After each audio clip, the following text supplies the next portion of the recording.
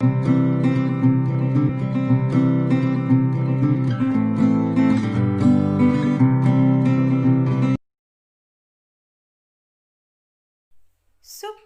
प्यारे बच्चों।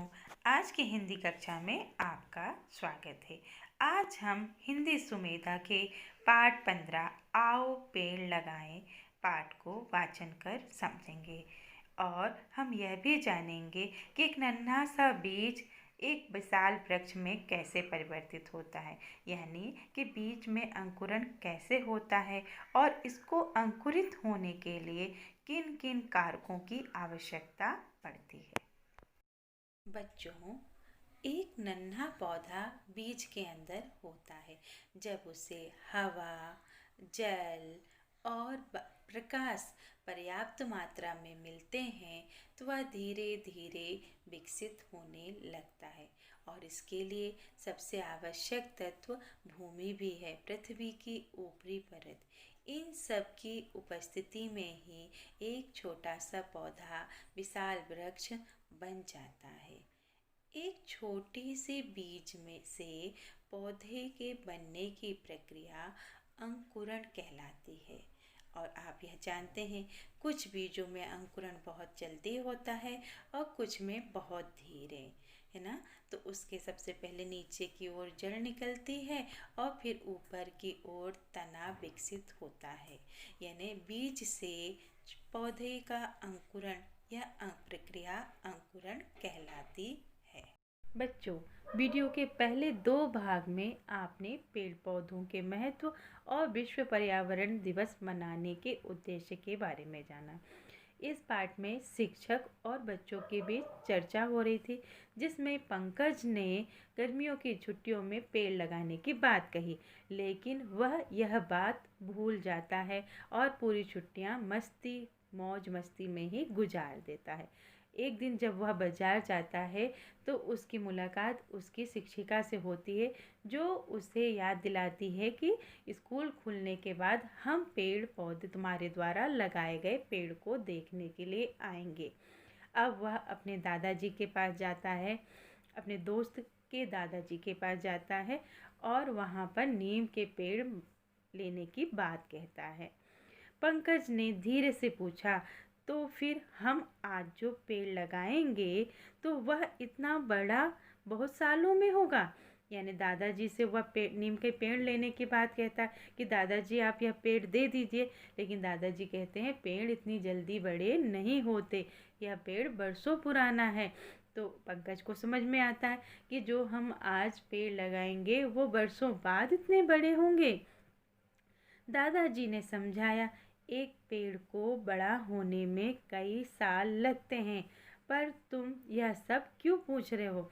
दादाजी ने बताया कि एक पेड़ को बड़ा होने में कई वर्षों का समय लगता है, लेकिन आप यह क्यों पूछ रहे हैं, किस लिए यह पूछ रहे हैं।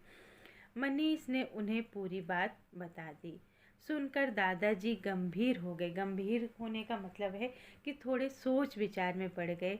उन्होंने कुछ सोचकर कहा, तुम दोनों कल सुबह 6 बजे यहाँ आना। क्या बोले कि तुम दोनों कल सुबह 6 बजे, सुबह के समय 6 बजे आना, क्योंकि बच्चों ये गर्मियों की छुट्टियाँ थी और उस समय जल्दी धूप तेज हो जाती है, इसलिए दादाजी ने उन्हें बिल्कुल सुबह 6 बजे बुलाया, जबकि धूप तेज ना रहे।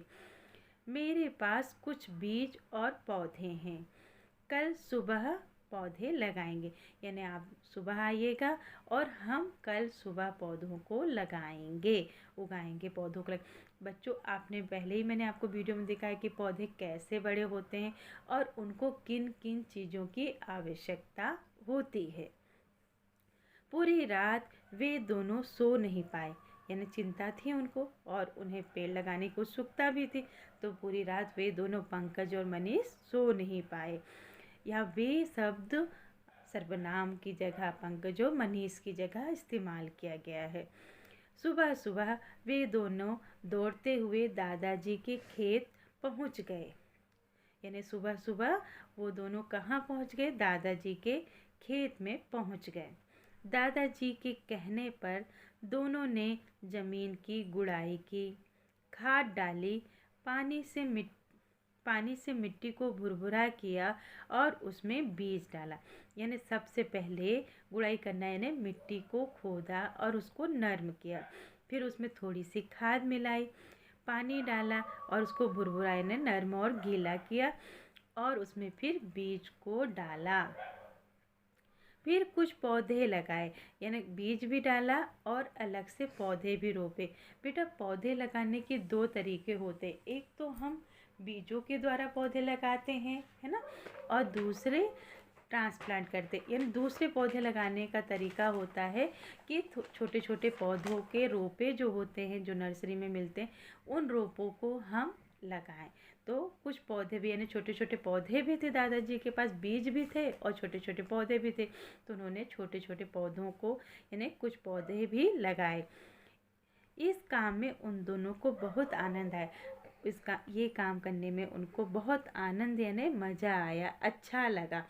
उनको यह काम करने में बहुत अच्छा लगा।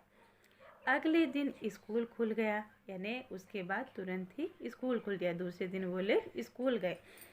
अध्यापिका ने उन दोनों के पेड़ देखने की इच्छा प्रकट की। यानी पहले भी बात हुई थी कि जैसे ही स्कूल खुलेंगे हम तुम्हारे पेड़ों को देखने के लिए आएंगे।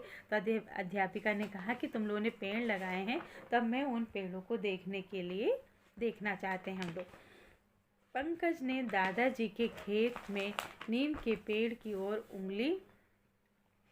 उंगली करके कहा, वह देखिए। यानी दादाजी के वहाँ खेत पे पहुँचे और दादाजी के खेत पे नीम के पेड़ लगे थे, तो उधर साइड उंगली को दिखा के कहा, वह देखिए।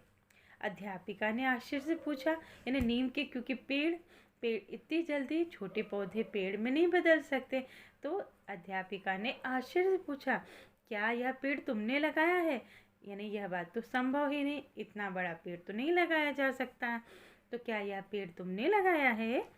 यह तो बहुत पुराना है, दादाजी ने बात संभालते हुए कहा। नहीं नहीं, यह पेड़ तो पुराना है। यानी उस बात संभाली दादाजी ने कहा, यह पेड़ तो बहुत पुराना है। इन दोनों ने नीम के ही पेड़ लगाए हैं, चलिए आपको दिखाता हूँ। यानी उस समय जो उन्होंने बीज लगाए थे और कुछ पौधे लगाए थे, तो वो पौधे किसके थे? नीम के ही पेड़ के थे। तो ये बताया कि नहीं नहीं, इनका मतलब नीम के पौधों की ओर है कि इन लोगों ने भी, क्योंकि नीम के पौधे लगाए इसलिए उन्होंने ऐसा कहा। दादाजी ने अध्यापिका और दूसरे बच्चों को खेत दिखाया। उन्होंने पंकज और मनीष की तारीफ करते हुए कहा, तारीफ फिर प्रशंसा करते हुए दादाजी ने अध्यापिका और बच्चे भी गए थे साथ में, तो उनको खेत दिखाया।